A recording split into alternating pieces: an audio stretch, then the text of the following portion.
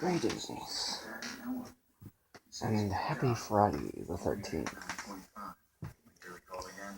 here at Capt.Grindhouse. I just got done watching 5 Friday the 13th films. One I've already reviewed, which was Friday the 13th Part 8, Jason Takes Manhattan. Great film. Aside from the fact that a lot of it supposedly took place shooting-wise in what was it? Ontario? I think it was Ontario. No, wait, I'm sorry, Vancouver. Vancouver was trying to be passed off as Manhattan. But anyway, let's see. Films I'm reviewing are as follows. Going to be short reviews. Friday the 13th Part 2. For those of you that like the very first entry of Jason, not counting Pamela Voorhees in Part 1 because, well, of course it's Part 1, but it's not, it's not a Jason film per se. So, you got Jason coming back from the dead. Hi, Jasmine. Hello. Yes. You got Jason coming back from the dead, sees his mom gets beheaded. Basically comes back, kills off Alice, of course, in the beginning of Part 2. And then from there, we've got pretty much your prototype 80s slasher genre. Decently done enough, pretty well. Some good gore scenes here and there. Amy Steele, who had a TV credit to her name, 80s TV show by the name of The Powers of Matthew Starr. She played the girlfriend in that one. She's in this one. She's more or less the main character. So, she's got a boyfriend named Paul, who just kind of irritates me. I didn't really care for him one way or the other. The rest of the cast of characters are pretty much, red shirts. Movie was decent though. It's a good entry for the very first Jason. The third one, of course, Friday the 13th Part 3. This was in supposedly 3D. Of course, there's only like maybe 3 3D scenes in the whole thing.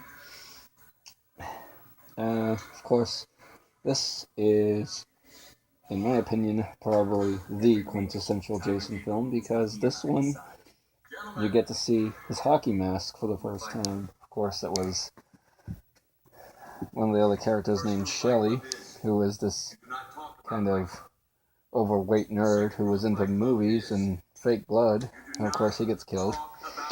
And of course, Jason takes the mask. Jason takes the spear gun. Great spear gun scene for those of you that are into the 3D part, of course. So, then of course there's this one girl named Chris. She's the main character, and of course she's going to be hunted as well. And she, well, for those of you that already know, I'm not really spoiling it, she survives. He doesn't. Until Part 4. Friday the 13th, the final chapter. Decent film. One of Corey Feldman's first films too, apparently. This one is more or less, you get these cast of characters that aren't really, don't really pay attention to him. Crispin Glover has got a good part in it though. He's kind of entertaining. There was one kid in the movie, The Last American Virgin. He's also in Friday the 13th, the final chapter. He's annoying in both films. So, let's see. Then of course, and granted, I didn't see Last American Virgin. I just saw the trailer. It's a canon film. And it looks, it's basically ripped off from a series in Britain called Lemon Popsicle. Or the UK or somewhere. I don't know. Anyway, getting on from there, there's, after the final chapter, of course, there was 5 and 6, which I don't have. 5 being really just kind of infuriates me still, that it wasn't even the real Jason at that point, but that's another story. Now, of course, you all probably know this anyway. And then, of course, we come to Part 8. Well, actually, part 6, then 7, then 8. Don't have 7 either. 7, he basically battles Carrie, even though it's not Sissy Spacek. It's just another girl named Tina who basically psychically kicks his ass. Part 8, of course, Jason Takes Manhattan. Yeah, good film. I still like it. I mean, it's not really the goriest of the franchise. And finally, there's Jason X. I'm not even counting Part 9 because Part 9 was just kind of Wes Cravenized, which is ironic since Jason vs. Freddy would happen after that, probably. Jason X, of course, takes place in space. Great film. I liked it. It's kind of a science fiction horror thing. It's kind of like watching Sci-Fi Channel, but you've got like slightly better gore effects, and you don't have to worry about Jerry O'Connell trying to steal a scene. Sliders, yeah, I don't know.